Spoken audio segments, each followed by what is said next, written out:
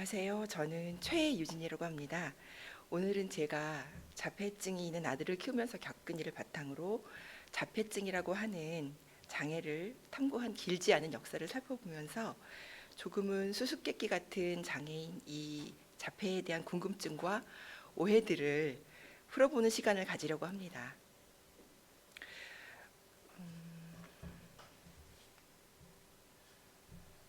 사람들은 종종 자폐인에 대해서 이런 질문들을 하곤 합니다.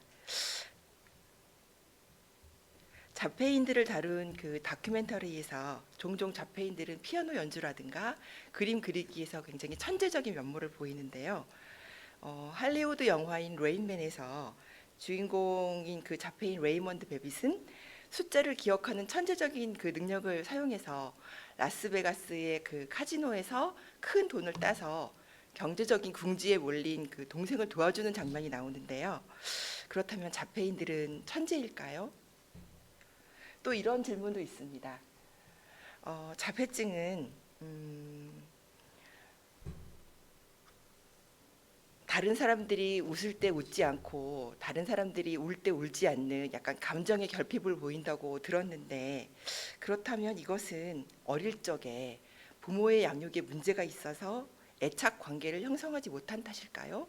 또 이런 질문도 있습니다. 또 자폐인이 늘어나는 추세에 있다는 이야기가 들리고 있어요.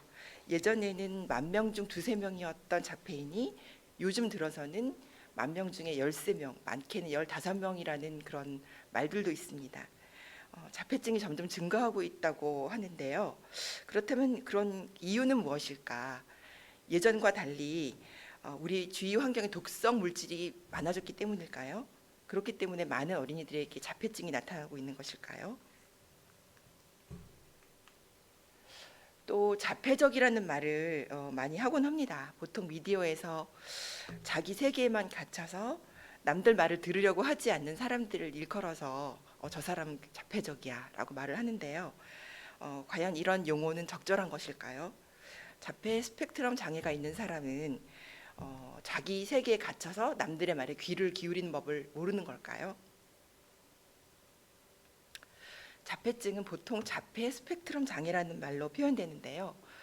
이 용어에서도 알 수 있듯이 그 자폐 스펙트럼 장애를 가진 사람들은 자폐 성향의 정도나 발달 특성이 다 각기 다릅니다.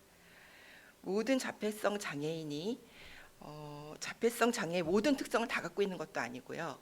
또 어느 자폐성 장애의 그 특성을 좀 갖고 있는 사람이라고 해서 이 사람이 정말 자폐인이야라고 딱 잘라서 단정 지을 수도 없어요.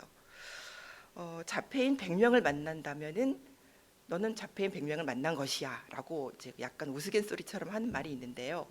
한 사람 한 사람이 다 다르기 때문에 그에 따른 처방도 다 다르고 또 교육도 다 다르고 해야 되는 것이 이 맞춤형으로 가야 된다는 것이 이 자폐의 어려움이라고 하겠습니다. 하지만 자폐증으로 묶을 수 있는 이제 몇 가지 공통점은 있어요. 이제 아이가 첫 또래 무렵에 이 아이가 자폐가 있다 이렇게 판단하기는 사실 어렵습니다.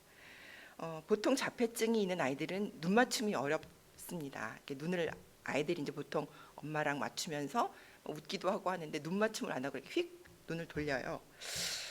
그리고 또 아기적부터 엄마가 이제 뭐 곤지곤지, 죄암죄암 이런 그 아기가 따라할 수 있는 쉬운 놀이를 하면서 엄마와 함께 그 놀이를 하면서 모방 놀이를 하며 아이가 이제 그 모방이라는 걸 배우게 되는데요. 그걸 흉내를 내질 않는 겁니다. 그럼 이제 엄마는 좀 아이가 별나다 이렇게 생각을 하게 되고 좀 발달이 늦나 하는 생각을 하게 됩니다만, 아이가 말도 좀 하고 그렇기 때문에 청각에 문제가 없다고 생각하고 조금 있으면 하겠지라는 생각에 별일 아닌 일이다 이렇게 좀 넘기게 돼요. 근데 이제 실상 좀 우리 아이에게 뭔가 문제가 있구나라고 생각되는 것은 네, 눈 맞춤이 어렵다, 모방놀이를 하지 않는다, 또 막상 이제 그 2돌 무렵에는 어린이집에 가게 되는데요. 그때 가서 아이들과 어울리지 않는 그 모습이 너무 심각하게 드러나기 때문에 이때부터 좀 이상하다 하는 느낌을 갖게 되는데요. 다른 친구들과 어울려 놀지 않고 혼자 어두운 구석에 가서 혼자 숨어 있습니다. 예. 그리고 먼저 자기가 말을 다른 사람한테 거는 법이 절대 없고요. 다른 사람이 말을 시키면 너 밥 먹었니? 하고 물어보면 먹었어 하고 보통 대답해야 하잖아요. 그런데 대답을 하지 않고 밥 먹었니? 하고 녹음기처럼 따라합니다. 이게 이제 그 자폐아들의 특징이에요. 안녕 하면 이제 안녕, 그 앞사람의 말을 따라하는 거죠. 다른 사람들에게 관심을 보이지 않고요. 함께 어울려서 뭐 소꿉놀이를 한다거나 병원놀이를 한다거나 하는 그 놀이를 하는 법이 없습니다. 또 텔레비전에서 이제 조금 이제 열심히 보다 보면 이제 CM송이 나오는데요. 광고를 굉장히 좋아해요, 이 아이들이. 그래서 CM송은 정말 하루에 100번도 1000번도 따라 하는데 자기가 알고 있는 그 언어를 사용해서 다른 사람과 말을 하는 법이 없어요. 늘 혼잣말을 하고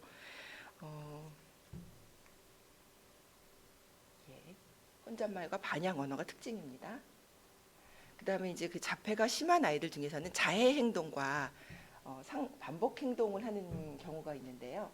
자해 행동은 뭐냐면은 벽에다가 막 머리를 쾅쾅쾅 부딪히는 그런 행동을 하고요. 자기 몸을 물어뜯는다거나 머리카락을 막 계속 뽑는다거나 이런 그 행동을 하는데 굉장히 이제 지켜보는 사람으로서는 굉장히 걱정이 되는 행동들이죠. 그리고 계속해서 이제 뭐 접시를 돌린다거나 냄비 뚜껑을 돌린다거나 이런 상동 행동을 합니다.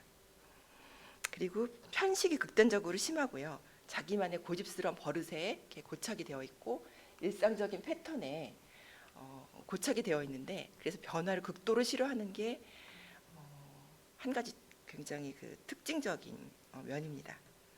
예를 들어서 이제 제가 겪은 일로 설명을 해드리자면 이제 매주 주일날 식구들이 5시에 집에 들어온다. 그때 이제 디지털 도어락이 없을 때였어요. 그런데 자기는 집에 있는데 그 바깥에서 식구들이 집에 왔을 때 문을 열어줘야 하잖아요. 근데 이제 뭔가 5시에 와야 될 식구들이 뭔가 스케줄이 취소돼서 2시에 왔습니다. 그러면 안에 있는 사람이 문을 열어줘야지 안으로 들어갈 수 있는데 안 열어주는 겁니다. 왜냐하면 이 친구의 생각으로는 5시에 와야 되는 식구들이 2시에 왔기 때문에 나는 안 열어준다. 패턴이 바뀌는 거를 도저히 견딜 수 없기 때문에 그렇죠. 그래서 바깥에 있는 식구들이 아무리 문을 두드리고 아무리 바깥이 춥든 덥든 막 화장실 급하다 막 이러면서 호소를 하든 전혀 들리지도 않고 감정 변화도 없고 안 열어주는. 그래서 정말 드디어 그 열쇠를 가진 다른 식구가 멀리서 진짜 급하게 와가지고 택시 타고 와서 열어주는 그런 소동이라든가 이런 것들을 보게 되면은 일반적인 상식이 통하지 않는 것입니다. 그래서 참 막상 이런 일을 하루에도 몇 번씩 당하는 식구들은 얼마나 화가 나고 황당한지 모르는데 이 아이에게 장애가 있다는 사실을 알면서도 얘가 나를 골탕 먹이려고 그러나 하는 생각이 들 수밖에 없고요. 어떻게 보면 이 아이가 상식이라든가 윤리라든가 도덕이라는 것에서 좀 굉장히 벗어나 있는 그런 존재가 아닐까 하는 생각이 드는 거예요. 그리고 이제 뭔가 모르는 사람들은 바깥에서 애를 되게 버릇없게 키웠네라는 말을 하고는 합니다. 그러나 과연 그럴까요?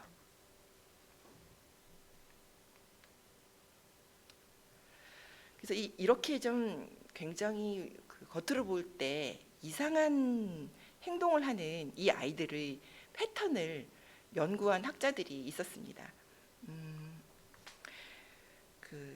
종잡을 수 없는 행동을 하는 그 아이들의 행동을 유심히 관찰한 2사람의 의사가 미국과 또 이제 바다 건너서 유럽에서 굉장히 이제 신기한 일인데 동시대에 1943년, 44년 그 시대의 동시대에 등장을 했는데요.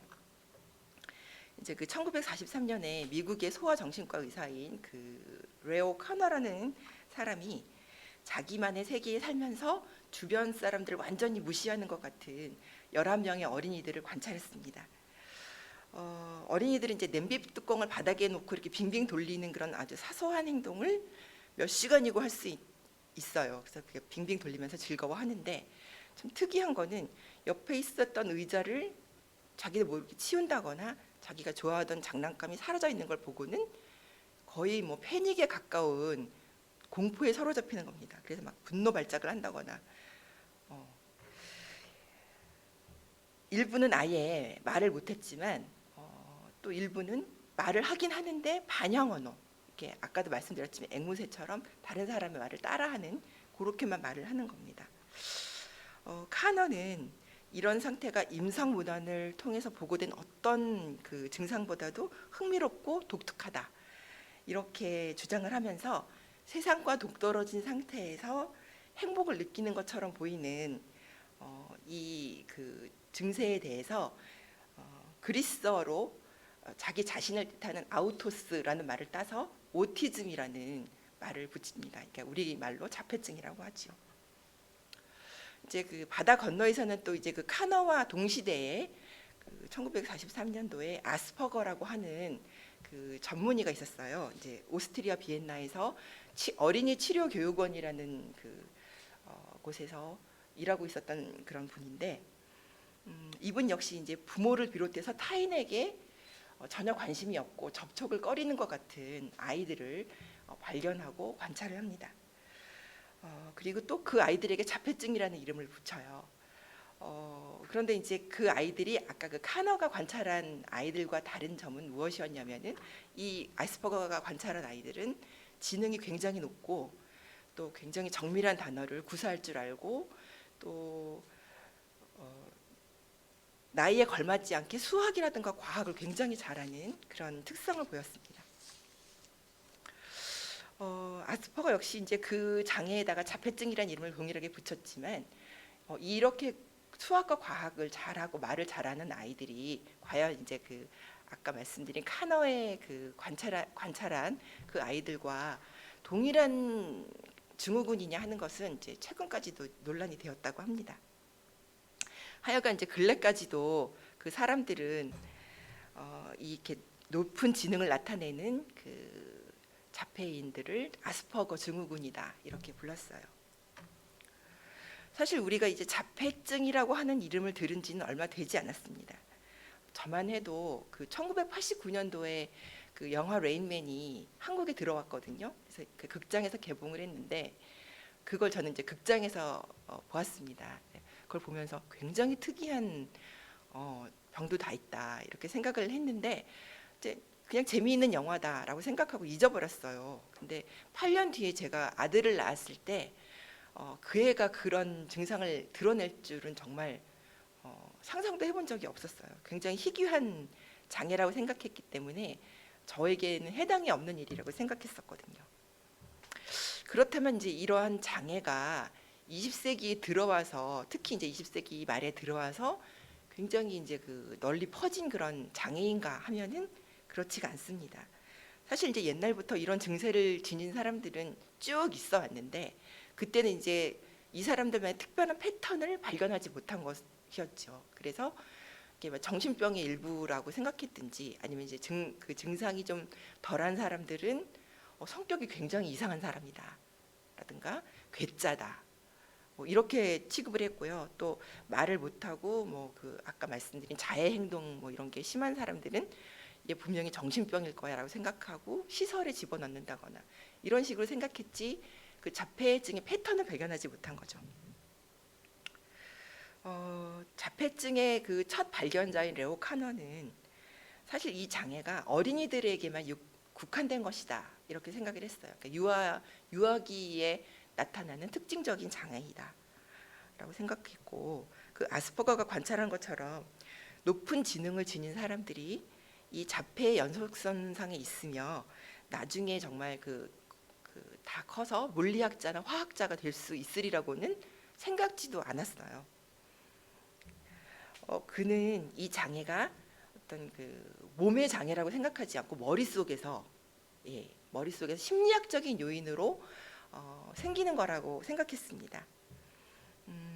그가 발명해낸 용어 중에서 가장 유명한 용어는 냉장고 엄마라고 하는 용어였어요.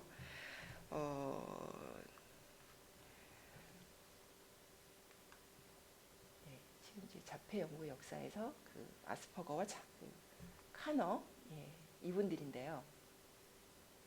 카너는 이제 냉장고 엄마라는 용어를 사용하면서 자폐증은 유아기에 나타나는 증상으로 원인은 아주 어릴 적에 이 아이에게 굉장히 냉정한 그 양육 태도를 취해서 아이가 정신적인 외상을 입고 애착 관계를 형성하지 못했다. 그래서 나중에 커서도 조금 커서도 사회적인 그 관계를 발달시키지 못했다는 결론을 내리게 됩니다.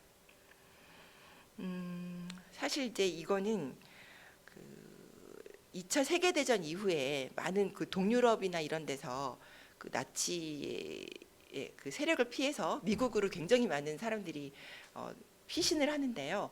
그 중에서 이제 그 프로이트 학파의 그 사람들이 굉장히 많았거든요. 그래서 그 미국 정신의학계도 프로이트파의 그 영향을 받은 사람들이 많았고, 그 프로이트의 정신 분석 이론에 따라서 억압에 의해서 이러한 일들이 일어난다고 생각한 그게 굉장히 대세였기 때문에 아마 이제 카너도 그런 식으로 채택을 한 것 같은데, 이게 문제점이 뭐냐면 어떤 그 부모들이 그 쓸데없는 죄책감에 시달리게 된 것이죠. 예, 그리고 이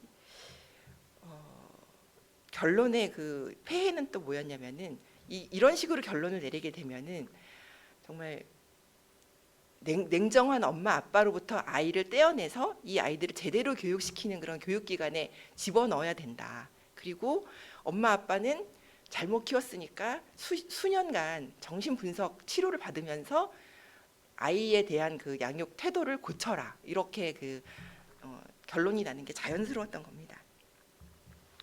그렇다면 왜 아스퍼거가 그 발견했던 그 아스퍼거가 주장했던 그 아이들도 정말 그 잘 교육시키고 좀 좋은 양육을 할 수 있다면 충분히 사회에 그 좋은 공헌을 할 수 있는 어른으로 클 수 있다는 그 가설은 왜 붙인 것일까요?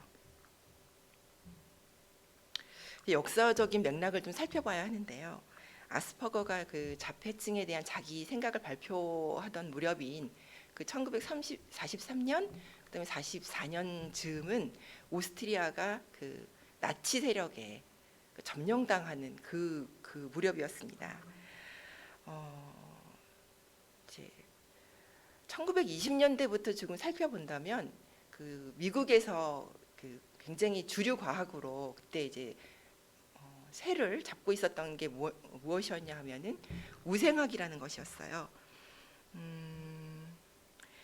그 1920년대 이후에는 미국과 유럽 사람들은 어떤 생각을 했느냐면 인류에는 우등한 유전자와 열등한 유전자가 있다.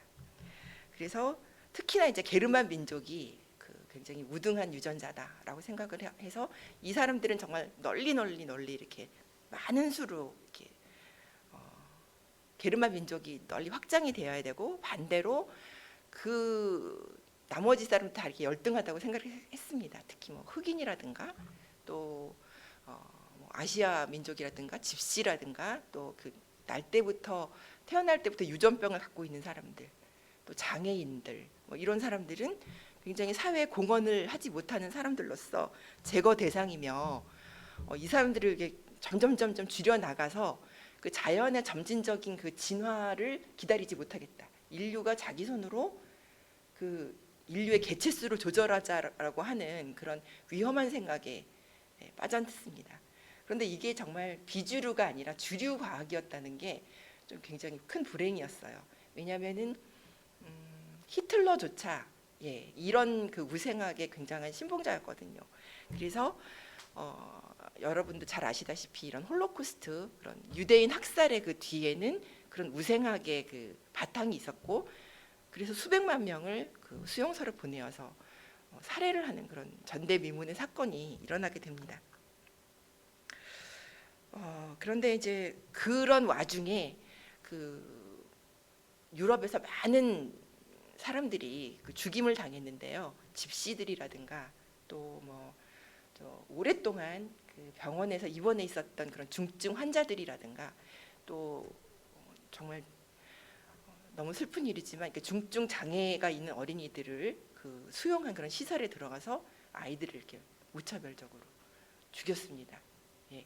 그래서 그 와중에 정말 그 아스퍼거의 그 업적이 되게 잊혀지고 파묻혔던 거예요. 그 2차 대전의 그런 광증 아래 그 아이들을 굉장히 인격적으로 대우를 하면서 그 치료하고 그 키웠던 그 치료 교육원도 문을 닫고 말았습니다. 그 아스퍼거의 업적이 전쟁 탓에 잊혀지고 카너의 정설이 된 그 몇십 년간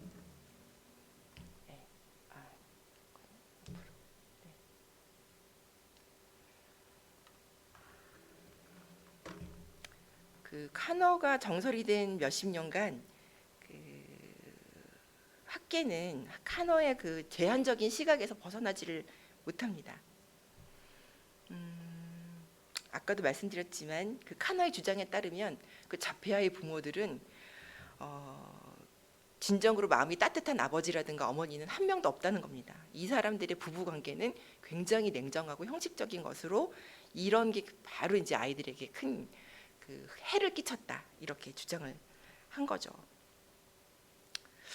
그래서 실제로 그런 일들이 일어났습니다. 아이들을 정말 부모의 품에서 떼어내서 수용시설로 보내고 엄마들은 정신분석 치료를 받는 일들이 정말 몇십 년간 이어졌는데요. 아이들을 완치시키고자 하는 목표는 실패로 돌아갔습니다. 왜냐하면 전제가 자체가 잘못됐으니까요. 그렇지만 애당초 전제가 잘못돼서 이렇게 실패를 했다는 생각은 누구도 하지를 못했던 거예요.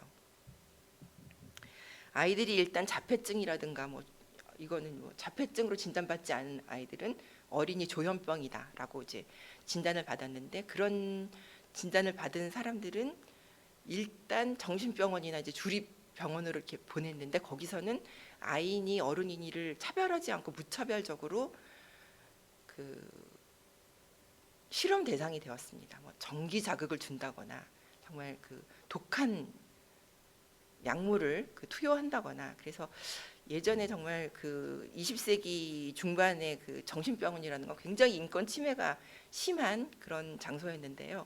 아이들도 마찬가지로 거기 보내졌을 때 말할 수 없는 그런 실험 대상이 되는 고초를 겪었죠.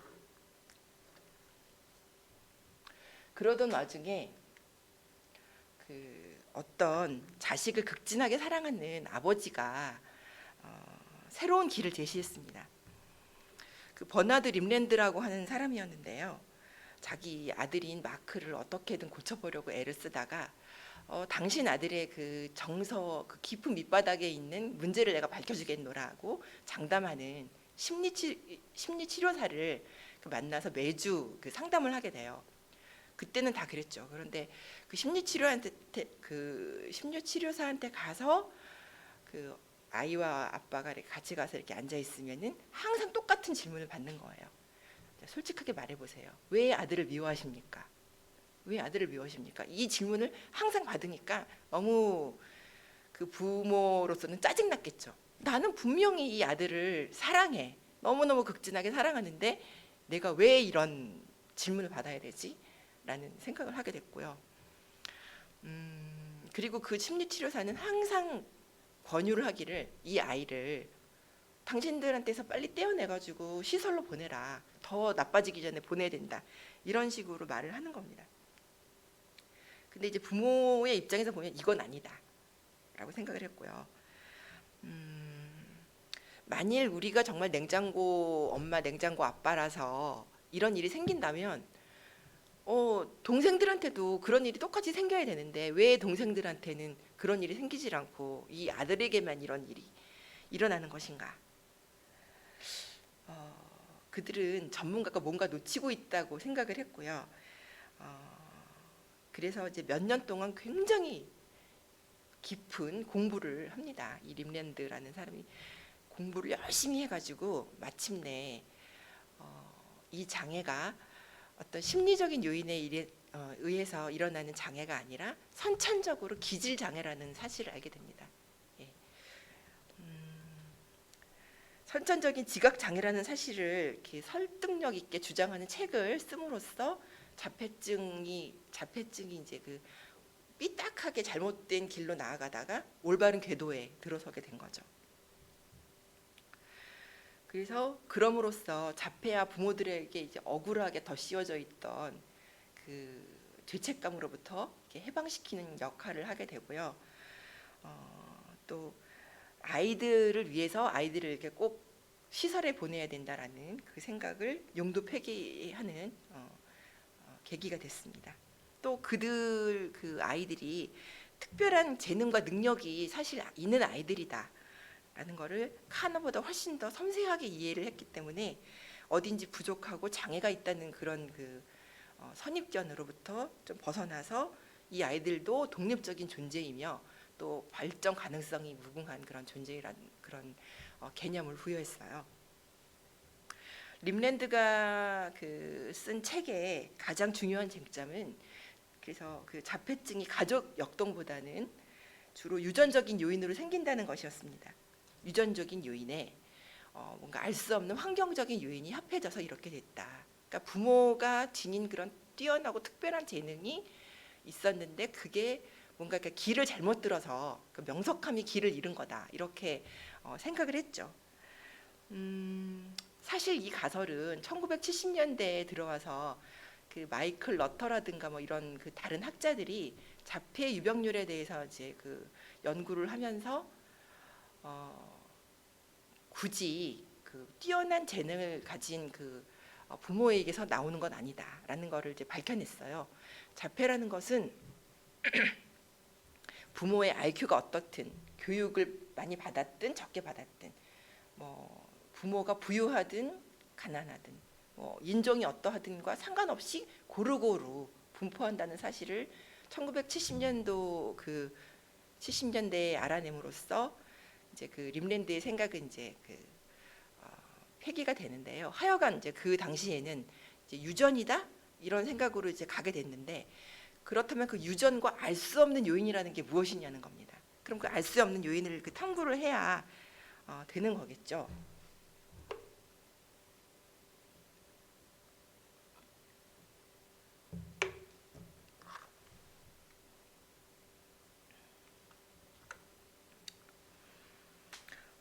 카너와 아스퍼거가 자폐증이라는 그 특이한 패턴을 발견한 이래로 그 자폐증 탐구의 역사는 굉장히 여러 가지 시행착오를 거쳤어요. 아까도 말씀드렸다시피 아이가 정말 자해 행동을 너무 심하게 한다. 그럼 이걸 어떻게 고칠 것인가? 그러면 이제 전기 자극을 준다거나 혐오 자극을 줘서 아이가 이제 깜짝 놀라가지고 그 행동을 잠시 멈춘다든가 이런 식으로 약간 극단적인 방법을 사용해서 좀 심지어 저건 정말 고문에 가깝지 않나 하는 생각이 들 정도까지 그렇게 했는데 그 행동 수정을 또 굉장히 그 두둔하는 사람들은 아니 어떻게 해서든지 아이를 고치기만 하면 되는 거 아니냐 이런 식으로 좀 극단적으로 나갔고요. 또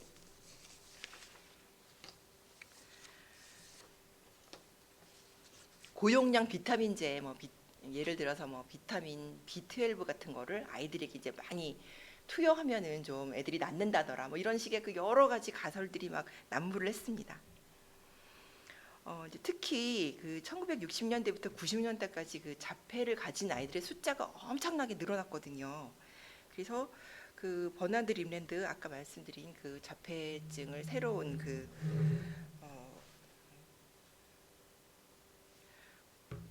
올바른 궤도에 올려놨다고 하는 그분은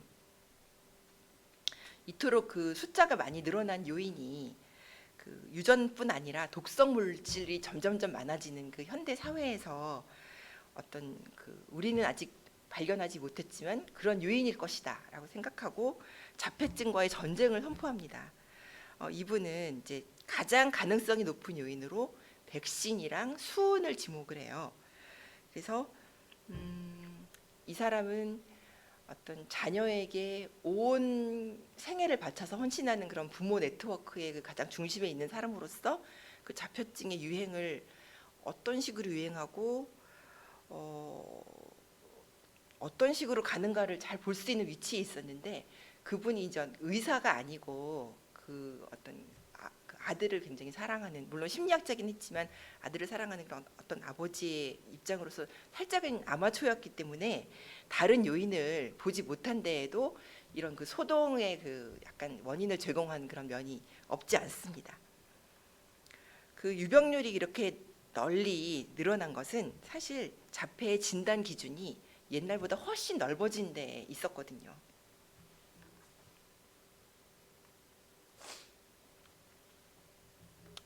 이제 그 당시에 이제 그 1960년도에부터 90년대까지 그 자폐가 점점 늘어나고 있다 이렇게 그 생각을 하고 있었는데, 그 당시에 60년대에 영국에도 이제 마찬가지로 그 자폐증에 대한 그 이야기들이 있었는데요.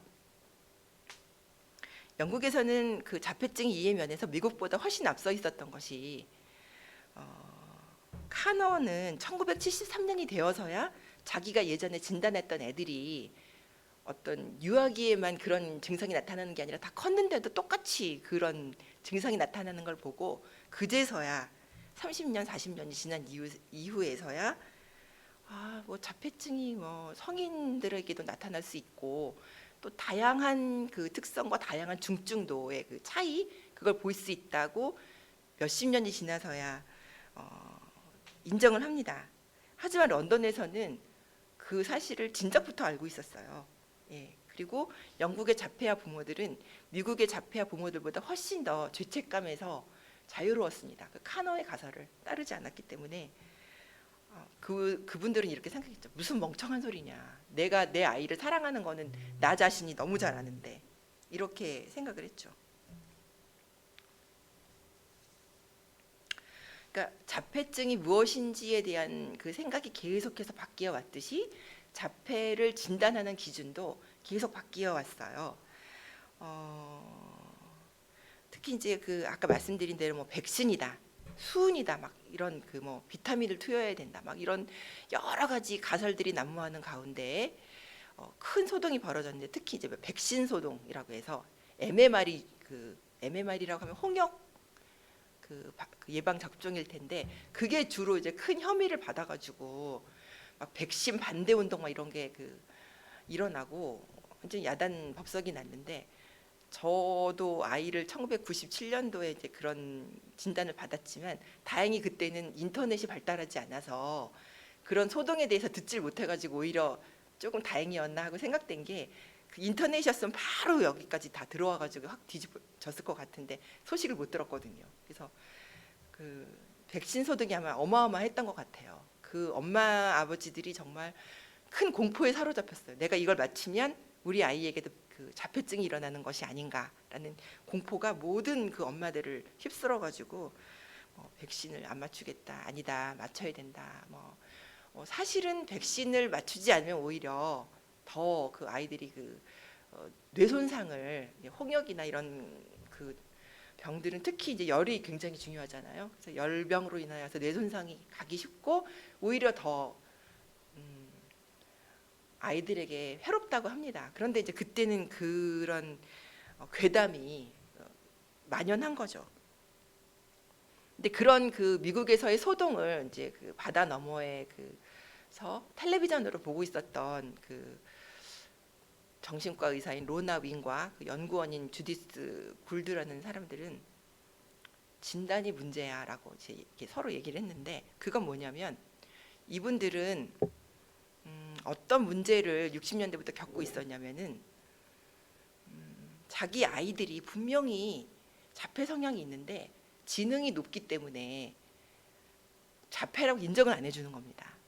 예, 그러니까 그런 분들이 있어요. 우리나라에서도 특히 이제 그 장애 진단을 받아라 이렇게 권하면 내 아이는 멀쩡한데 왜 자꾸 그 낙인을 찍으려고 하냐라고 이렇게 말씀을 하시면서 싫다 이렇게 끝까지 거부하시는 분들이 있는데, 반대로 내 아이에게 분명히 도움이 필요하고 나는 장애 진단을 받고 싶어.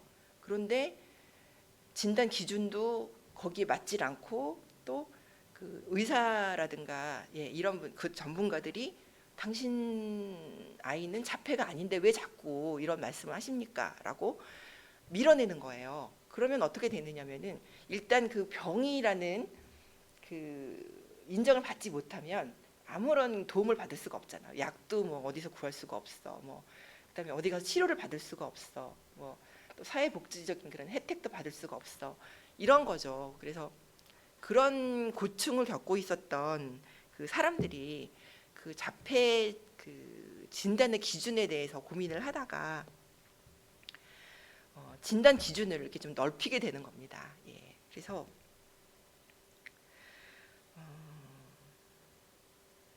그 로나 윙과 주디스 그 굴드는 이 미국에서 벌어지고 있는 그 백신과 관련된 논란을 비극적인 필연이다. 이건 일어날 수밖에 없는 일이었네라고 생각을 했습니다. 그러니까 사람들이 몰랐으니까요. 진단 기준이 점점 확장이 돼서 이 사람도 자폐에 들어가, 저 사람도 자폐에 들어가라는 걸 몰랐을 때 예전에는 그게 아니었는데 이제 몰라서 그런 일이 벌어지는 거죠. 로나와 그 주디스 이런 많은 그 이분들도 이제 그 자녀들이 자폐가 있는 그 부모들이었는데 사실 이렇게 자폐인들의 부모들이 굉장히 정말 그 헌신적이고 여기에 진짜 온 생애를 쏟아붓는 분들이거든요. 그래서 이런 분들도 많은 연구 끝에 그 자폐 진단 이거를 넓혀 놓는데요.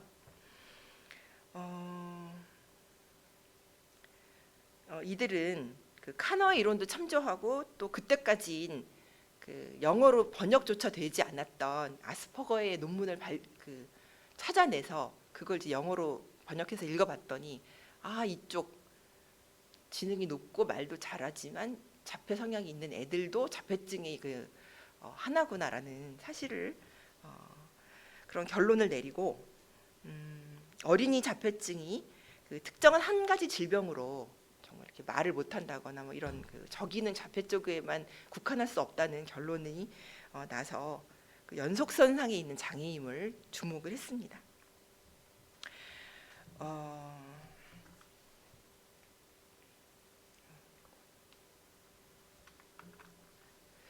아스퍼거 증후군이라는 말은 사실 이게 로나 윙이 처음으로 사용한 말은 아니에요. 1970년에 그 게르하르트 보슈라고 하는 독일의 심리학자가 유아 자폐증이라는 그 책을 쓰는데요. 거기서 아스퍼거 증후군과 카너 증후군이라는 말을 사용했습니다. 아스퍼거 증후군은 고기능 자폐인한테 붙인 말이고 카너 증후군은 저기능 자폐에 붙인 말이죠.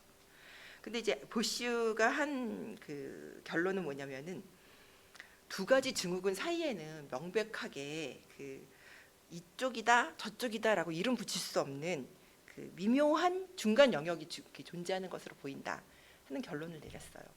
그러니까 우리가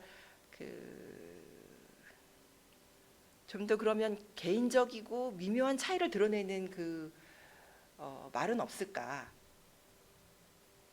처음엔 이제 연속선이다라는 말을 쓰다가 스펙트럼이라는 말을 로나라는 그 아까 그 정신과 의사가 스펙트럼이라는 말을 채택을 합니다. 사실 이제 무지개를 우리가 이제 주로 스펙트럼이라고 표현을 하는데요. 그 빨강이라든가 보라만 있는 건 아니잖아요. 이쪽이 빨강, 이쪽이 보라라고 하면 뭐 노랑도 있고 중간에 굉장히 수백 가지의 그 색깔이 있는데 자폐라는 이 장애 자체가 그런 수백 가지, 수천 가지의 그 색깔을 갖고 있다는 거예요. 그래서 우리 아이는 뭐 빨강에 가까운 그런 노랑이야. 우리 아이는 약간 보라 쪽인데 파랑인 것 같아요. 뭐 이런 식으로 아까 정말 맨 처음에 말씀드렸지만 100명이면 100명 다 다르고 10,000명이면 10,000명 다 달라서 이런 오해들이 빚어지게 된 거죠.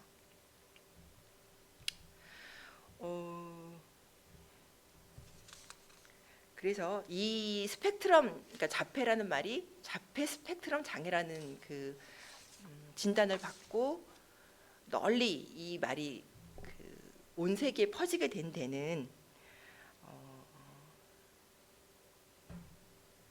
한 유명한 영화가 있었죠.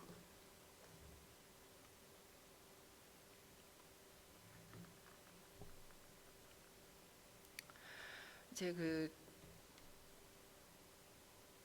베리 모로라고 하는 세일즈맨이 어떤 파티에서 빌이라고 하는 장애인을 만났는데요. 이 빌은 정신지체인으로서 좀 수십 년 동안 그 정신병원에서 지내다가 이 사람은 이제 내보내도 되겠다 하는 판단 아래 이 사람이 이제 그 사회에 나와서 살게 됩니다. 근데 두 사람이 친구가 돼요. 그리고 나중에 이제 베리가 그 빌의 법적 후견인이 돼서 이제 그 빌이 죽을 때까지 이제 사이좋게 잘 지내게 되는데, 그 빌이라는 사람의 그런 어떤 굉장히 인간적인 그 면모를 그 베리가 보면서 참 그 이야기가 그 드라마로 제작이 되거든요. 그래서 그 드라마가 빌이라고 하는 드라마인데 미키 루크가 그 주인공인 빌 역할을 맡고 나중에 정말 에미상이라든가 골든 글로브 같은 데서 이제 큰 상을 타는 그런 기염을 토합니다. 근데 이제 1983년에 빌이 갑자기 이제 심장마비로 세상을 떠나요. 그 이후에도 그 베리는 빌을 잊을 수가 없죠. 정말 그 진실한 친구였기 때문에 그 빌을 잊을 수 없는데, 나중에도 그 장애인들을 위한 그런 기관에서 여러 기관에서 이제 봉사를 하다가 그 피크라고 하는 되게 특이한 친구를 만나게 되는데, 이 피크는 서번트였어요. 서번트는 뭐냐면은 그런 인지 장애가 있는 친구들 중에서도 굉장히 특별한 그 지능을 갖고 있는 친구들이 있거든요.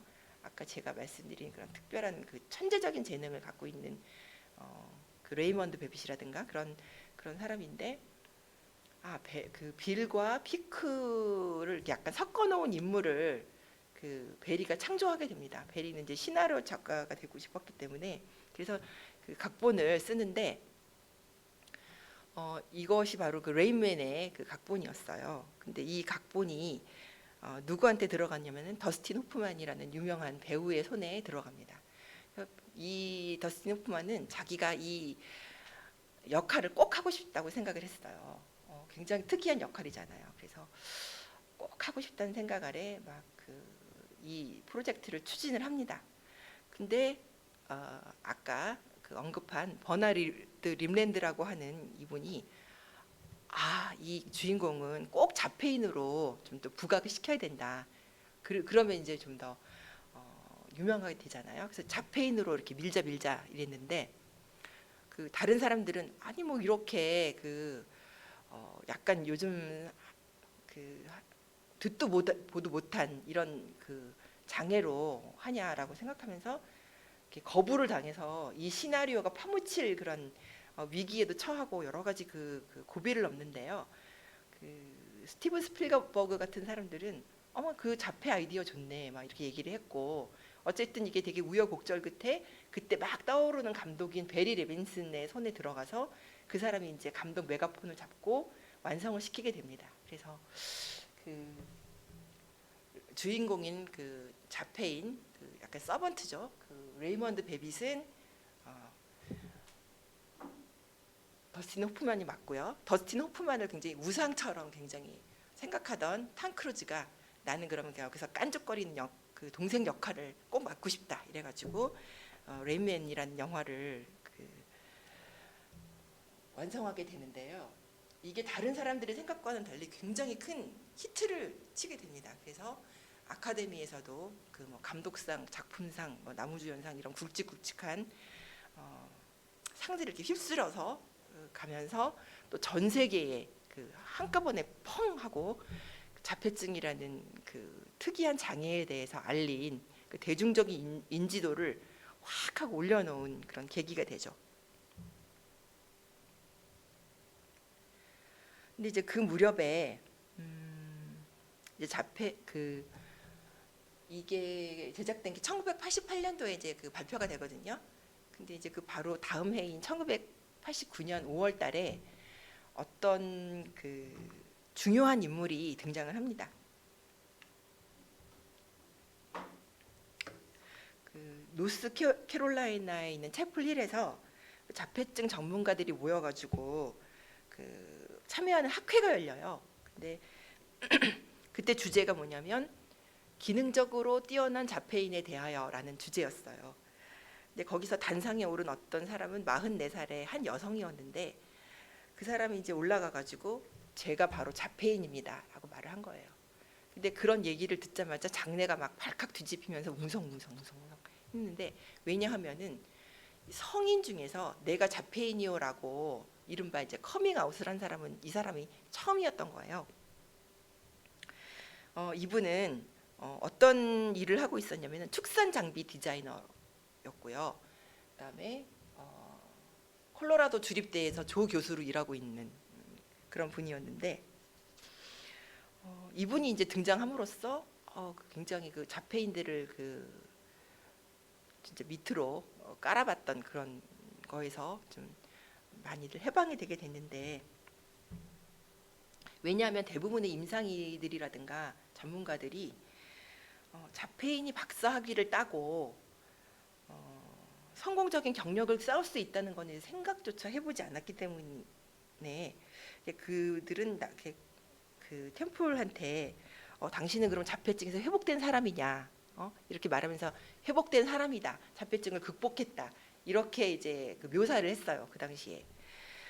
그런데 나중에 그 템플은 자기가 회복된 게 아니다, 나는 정말 계속해서 자폐인이다라고 말을 했습니다. 다만 나는 엄청난 노력을 기울여서 사회에 이렇게 좀 적응한 것뿐이지, 내가 자폐 이렇게 그 다른 사람하고 그 말을 할 수 있고 직장 생활을 할 수 있다고 해서 자폐인이 아닌 건 아니다라는 거죠. 나의 정체성은 자폐인이고 나는 그걸 굉장히 자연스럽게 생각한다고 말을 했습니다. 그리고 이제 이후에 그녀의 책인 그 어느 자폐인 이야기라든가 나는 그림으로 생각한다, 뭐 이런 유명한 책들이 있는데요. 이런 책들을 통해서 사람들은 이전에 어떤 관찰자들보다 더 많은 그 정보를 얻게 됩니다. 자폐인의 입으로 스스로 말한 그 정보들이니까 얼마나 그 신빙성이 높겠어요. 그래서 제가 그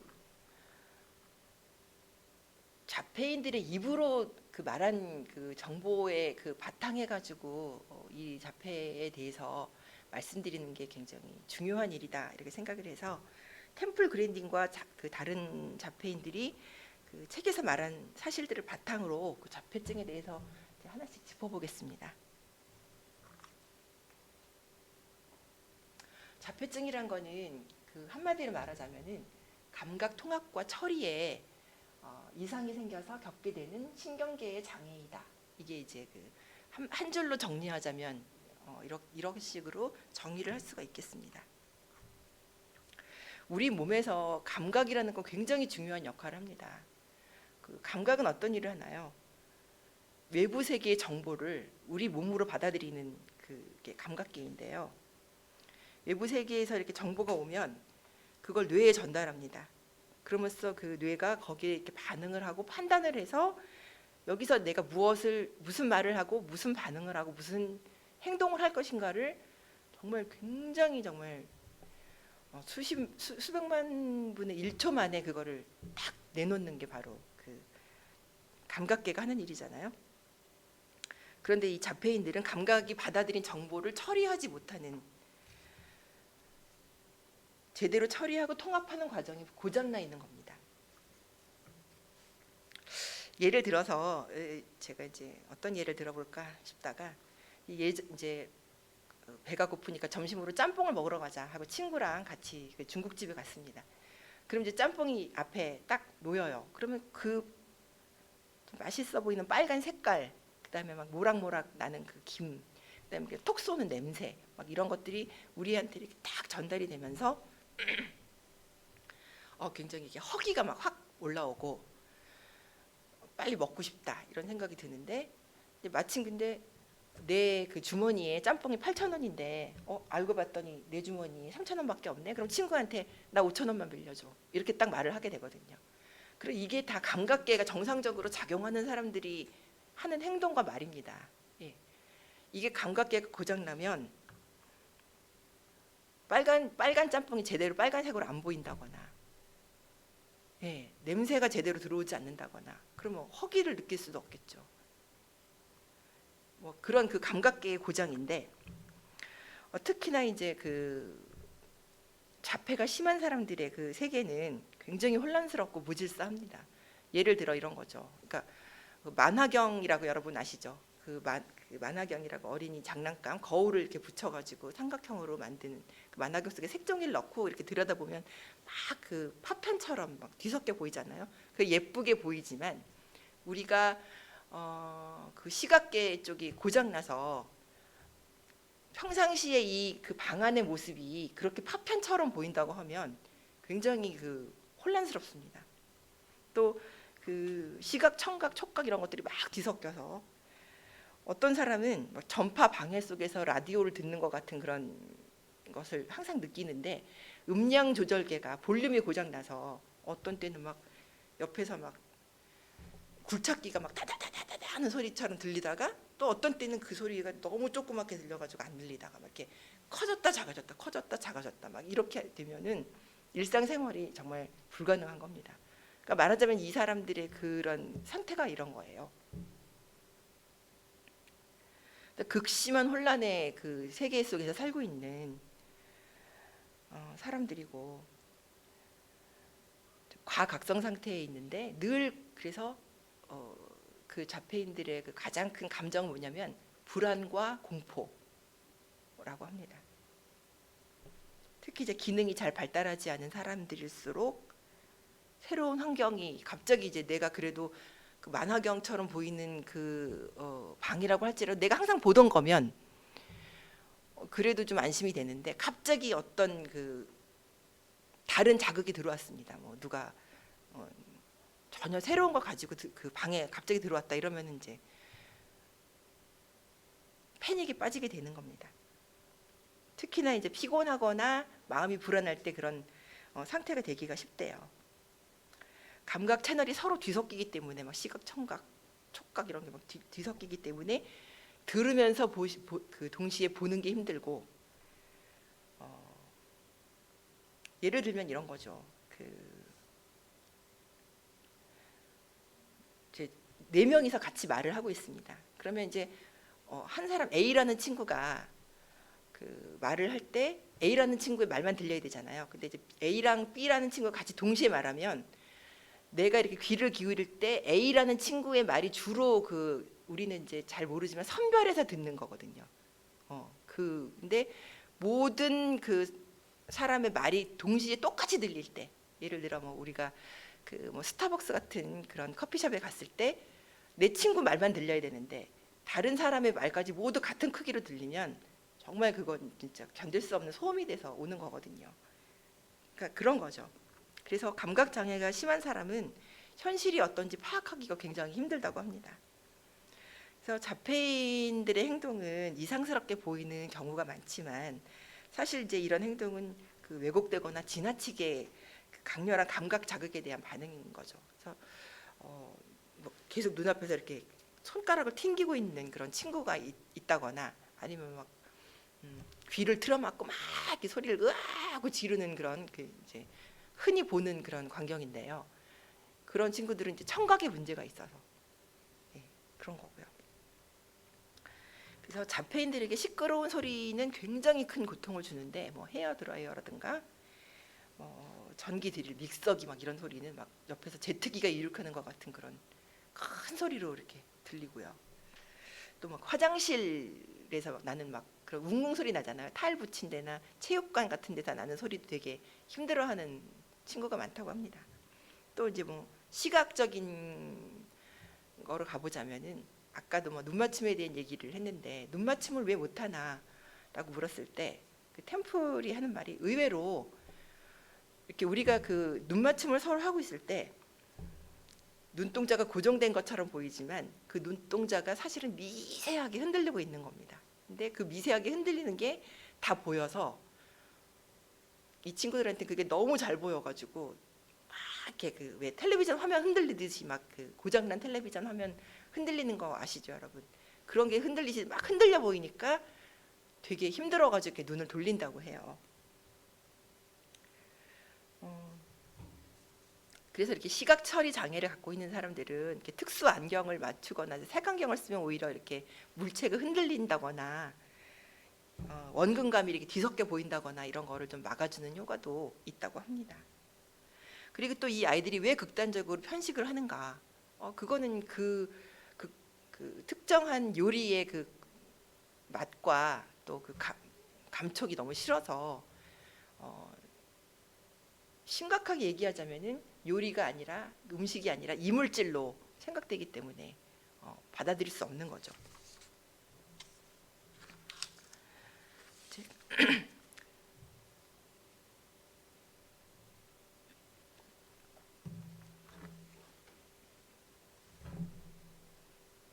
네, 감각의 극심한 혼란을 겪는 사람들이 바로 이 자폐인들입니다. 그래서 지금 청각에 대해서 말씀드렸고요, 시각에 대해서 말씀드렸고, 미각이 말씀드렸는데, 촉각에 대해서 또 이제 잠시 말씀드리자면은, 자폐인 아이들은 왜 좁은 구석에 들어가 있나라는 그 질문을 하게 됩니다. 제가 왜 저렇게 이상한 행동을 할까 하고 그 생각을 하는데, 아이들로서는 그 이유가 있는 거죠. 할로우의 원숭이 실험이라고 좀 유명한 그 심리 쪽의 그 실험이 있는데요. 그 아기 원숭이를 어미한테서 떼어 놓습니다.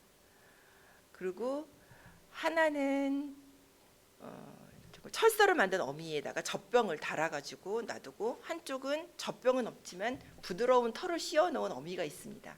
그러면 이 아기 원숭이가 어느 쪽으로 가겠느냐? 배가 고플 때는 물론 젖병이 있는 어미한테로 가지만, 이 철사로 만든 어미가 굉장히 차갑잖아요. 그러니까 배가 고플 때만 가서 젖을 먹고 24시간 내내, 젖을 먹는 시간을 제외하고는 24시간 내내 이 부드러운 털이 난 어미한테 와가지고 매달려 있는 거죠. 그만큼 촉각이 중요하죠, 사람한테는. 동물한테는 촉각이 중요하고, 이렇게 원숭이들은 서로 이렇게 막 쓰다듬어주고 이 잡아주고 이렇게 항상 털 미서주고 그렇잖아요. 고양이들도 마찬가지고요. 굉장히 그 촉각으로 인한 그 어떤 감정적인 그 안정감, 심리적인 안정감이 그 애착에 굉장히 중요한 역할을 하는 겁니다. 촉감하고 그 스킨십을 갈망하는 거는 정말 본능 중의 본능이라고 할 수 있는데, 이 본능을 충족시키려고 하는 것은 진짜 원초적인 거죠. 그런데 자폐인들은 이거조차도 되게 쉽지가 않아요. 왜냐하면 그 감각의 과부하가 처리가 안 되기 때문에 그런 거죠. 아까 그 말씀드린 템플 그랜딘의 그 영화가 있어요. 많이들 보셨을지 모르는데, 혹시 안 보신 분들은 꼭 한번 보시기 바랍니다. 거기 보시면 그 자폐인의 세계라는 거는 이런 거구나라고 알 수가 있으실 텐데, 거기서 보면은 그 템플의 엄마와 이모가 템플을 이렇게 안아주고 싶어서 끌어안으려고 하면 애가 이렇게 흠칫하면서 이제 뒤로 몸을 빼는 장면이 나와요. 그렇다면은 템플은 엄마랑 이모가 싫어서 그렇게 그 포옹을 거부하는 것인가? 그게 아니고요.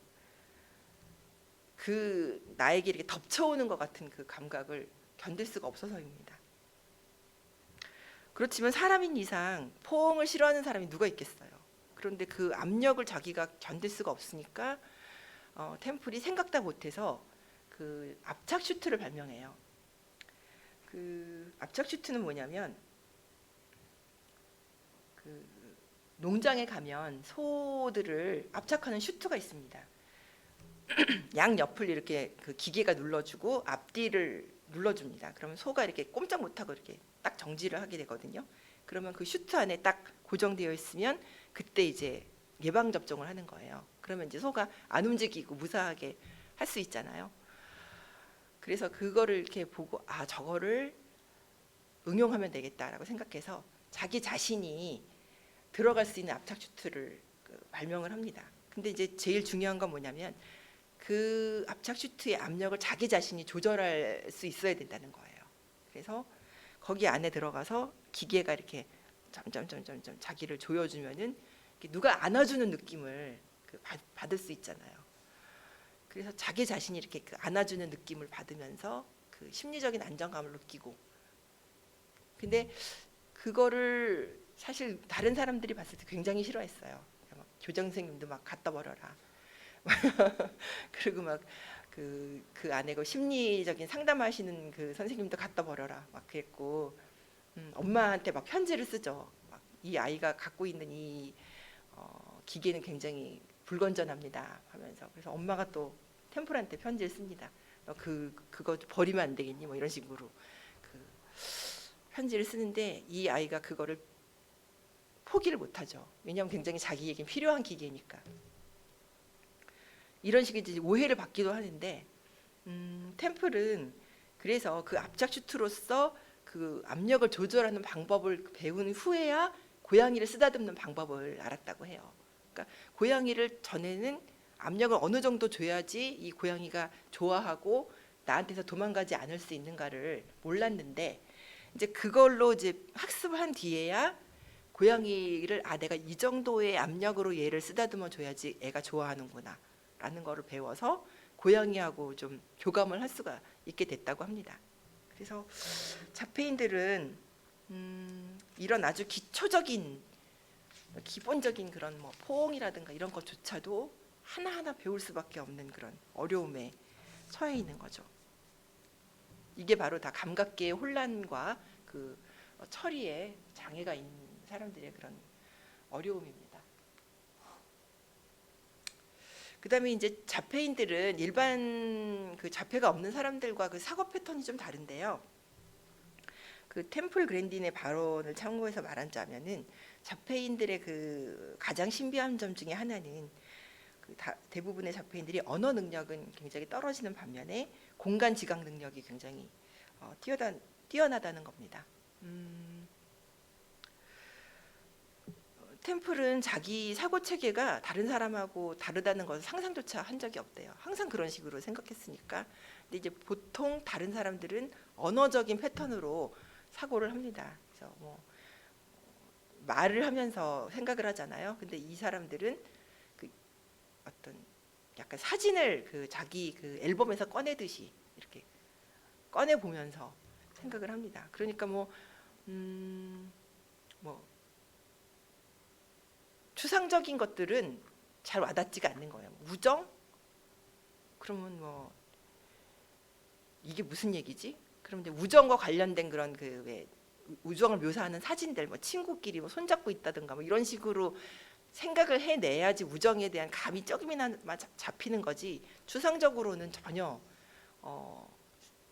감이 안 잡힌다고 해요. 그래서 템플이 한 말 중에서 자기는 햄릿은 왜 그런 행동을 했으며 로미오와 줄리엣은 왜 그렇게 서로 죽고 왜 그런 일을 했는지 자기는 조금도 이해할 수가 없다는 거예요.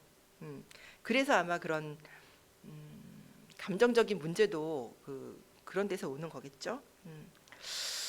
그 자폐인들은 당연히 다른 사람들이 그 당연하다고 생각되는 방식으로 정보를 흡수하지 않고 약간 이렇게 막 진짜 아까 말씀드린 것처럼 그 사진을 모으듯이 머릿속에 그런 사진을 모으듯이 착착착착 그 장면들을 기억하고요. 뭔가를 떠올리려고 하면은 상상 속에서 이렇게 비디오를 다시 한번 이렇게 돌려보는 식으로 구체적으로 생각을 해야 한다고 합니다.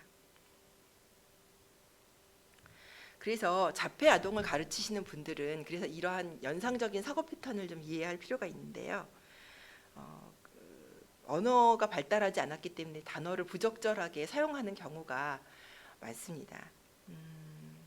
이런 부적절한 단어는 그 말하고자 하는 바와 논리적인 관계가 있을 수도 있고 없을 수도 있어요. 그러니까 예를 들면은 아이가 엄마에게 개 이렇게 계속 이렇게 말을 하면은 엄마는 얘가 무슨 말을 하는 거지? 개가 어쨌다는 거지라고 생각할 수 있는데 이 아이에게 그 개라는 말은 항상 개를 끌고 하루에 한 번씩 산책을 나갔으니까 이 그 아이에게는 개가 나는 밖에 나가고 싶어요 라는 말일 수 있는 거죠. 밖에 나가자는 말일 수 있는데 그냥 그 말을 한마디로 개라고 표현하는 거죠.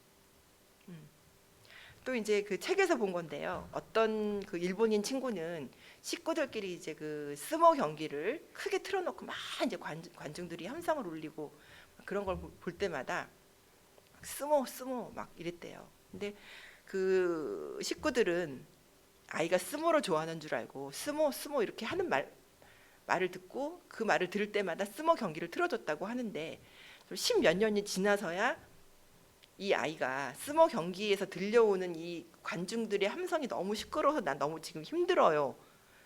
소리를 줄여주세요라는 말이라는 거를 나중에서야 알았다고 합니다. 그러니까 정확하게 표현을 못하는 것이죠. 알아서 새겨들어야 하는 그런 어려움이 있습니다. 그다음에 시각적, 연상적 사고를 한다. 그다음에 두 번째로는 일반화 능력의 결여인데요. 일반화 능력의 결여란 건 이런 거죠. 제가 이제 아들에게 하늘색 그 티셔츠와 민트색 티셔츠를 사다 주면서 옷을 자주 갈아입어야 된다 하면서 이제 건네줬어요. 사실 이제 자폐가 있는 아이들은 촉각 방어가 심하기 때문에 아주 자기에게 그 오래 입어서 그 편한 옷이 아니면 새 옷 입는 걸 너무너무 싫어합니다. 그래서 아이에게 그 옷을 정말 그 더러워진 옷을 벗기는 게 굉장히 힘들어요. 새 옷 입히는 것도 힘들고요. 그래서 제가 항상 하는 말이 옷을 자주 갈아입어야 된다. 옷을 자주 갈아입고 새 옷으로 갈아입자. 막 이런 얘기를 하는데 하여간 그 말 알았다고 했어요. 그래서 보니까 빨래통에 하늘색 티랑 민트색 티만 계속 나오는 겁니다. 그래서 나는 분명히 옷을 자주 갈아입어야 된다라고 말을 하면서 그 옷들을 줬는데 얘는 왜 항상 하늘색과 민트색 티만 이렇게 내놓는 걸까 하고 생각해 보니까 그 티를 줄 때 그 말을 했었거든요. 그러니까 이 아이가 생각하는 바로는 옷을 자주 갈아입어야 한다는 말은 그 두 옷에만 한정이 된 거지 자기가 갖고 있는 모든 옷에 그것을 적용할 줄을 모르는 겁니다. 그게 일반화가 안 되는 거예요. 네. 그래서 들어갈 때 나갈 때 인사해라 라고 이렇게 얘기를 할 때 하나하나 다 가르쳐 줘야 됩니다. 저 나갔다 오겠습니다. 가르쳐 줘야 되고 들어올 때 또 인사를 또 가르쳐 줘야 되고 그냥 인사를 잘해라라는 말로는 안 됩니다. 일반화가 안 돼서 하나 다 가르쳐 줘야 되는 거죠.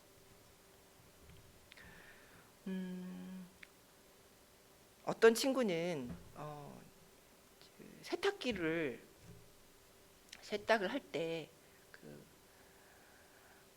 건조기가 이제 그 세탁을 다 한 다음에 건조기에 이렇게 돌려야 되는데 그게 고장 났어요. 그래가지고 건조기가 이렇게 다 돌아간 다음에도 이제 빨래가 젖어 있었는데 그거를 건조기에서 꺼내서 바로 옷장에다 집어넣었다고 해요. 그러면 아니 옷이 안 말랐는데 옷장에 넣으면 되냐? 근데 이제 이 친구는 옷이 마르고 젖고에는 상관이 없이 그 순서대로만 하는 겁니다. 순서대로만. 그 중간에 뭔가 빠져 있는 거죠. 얘가 젖었으니까 넣지 말아야겠다는 생각이 들어오질 않아서 그런 거죠. 또 아까도 말씀드렸지만 정말 그 중간에 그 문을 열어주지 않는다거나 이런 것들은 일반화적인 그런 사고가 결여되어 있기 때문에 하는 그런 행동들입니다. 또 어떤 게 있냐면 사고나 행동에 유연성이 없고 임기응변 능력이 부족합니다. 이건 뭐냐면 예를 들어서 이제 제가 겪은 경험의 바탕에서 말씀드리자면 이제 어렸을 적에 아이의 손을 잡고 그 추운 겨울날이었어요. 아기를 업고 항상 타는 그 초록색 버스를 타고 집에 와야 됩니다. 그 시설에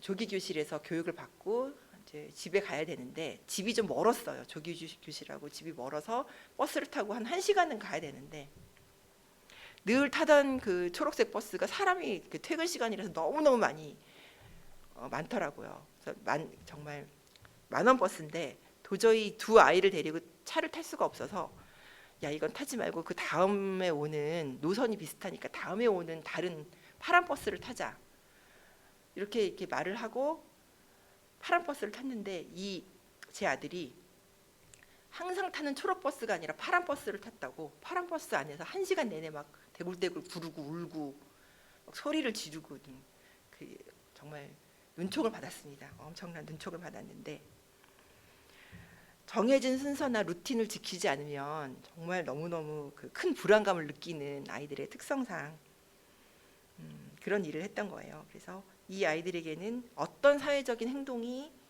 적절하고 어떤 것은 적절하지 않은지 확실하게 말을 해줘야 됩니다. 예, 그래서 만일 그렇다 하더라도 버스에서 부르는 것은 좋지 않다. 이거를 계속 학습을 시켜야 되는 거죠. 그래서 제 아이 같은 경우에는 가장 좋아한 그 텔레비전 프로그램이 위기탈출 넘버원이었어요. 거기서는 이런 경우에 어떤 위험에 처하게 되면은 당신은 어떤 식으로 행동을 하십시오. 이렇게 가르쳐주는 그 프로그램이었잖아요. 그거를 굉장히 애청하더라고요. 왜냐하면은 그 다음에 자기가 어떤 상황이 일어났을 때 어떻게 대처해야 할지를 상상력이 없고 그렇다 보니까 연상할 수가 없어서 자기의 데이터베이스에다가 다 그걸 넣어놔야 되는 겁니다. 그래서 데이터베이스에 일단 들어가 있는 그 자료라고 하면은 내가 여기서 이렇게 행동을 하면 되지라는 판단이 드니까 안심이 되거든요. 자폐인들의 가장 큰 감정은 공포와 불안이라고 했었잖아요. 그 다음에 어떤 일이 일어날지 알 수 없기 때문에 그런 불안감을 항상 갖고 있는데, 그래서 이러한 일들을 보게 되고, 그래서 상황에 대처하는 그런 유연성과 임기응변 능력이 성장하는 게 굉장히 큰 성장의 한 표시라고 할 수 있습니다. 그다음에 또 하나는 뭐냐면 논리의 부족인데요. 유치원에서도 이런 수업을 하잖아요. 토끼와 거북이 얘기를 들려줍니다. 토끼랑 거북이가 길 가다 만났는데 토끼가 경주하자 이렇게 이제 얘기를 합니다. 거북이가 그래 그럼 해보자. 그래서 토끼가 가다가 진짜 되게 느리고 있네 하고 생각하고 중간에 이제 잠을 자고 거북이가 이렇게 아무튼 이런 종류의 얘기가 쭉 이어져 나가는데, 그걸 이제 그림 카드를 주면서 그러면 이제 순서대로 한번 여러분 맞춰보세요 하고 이제 하거든요. 근데 보통 자폐가 없는 아이들은 이거를 순서대로 맞출 줄 압니다. 맨 처음엔 이랬고 두 번째는 이랬고 세 번째는 이랬는데, 자폐가 있는 애들은 이거 순서대로 맞추지를 못해요. 논리적인 순서를 논리적으로 생각하지 않기 때문에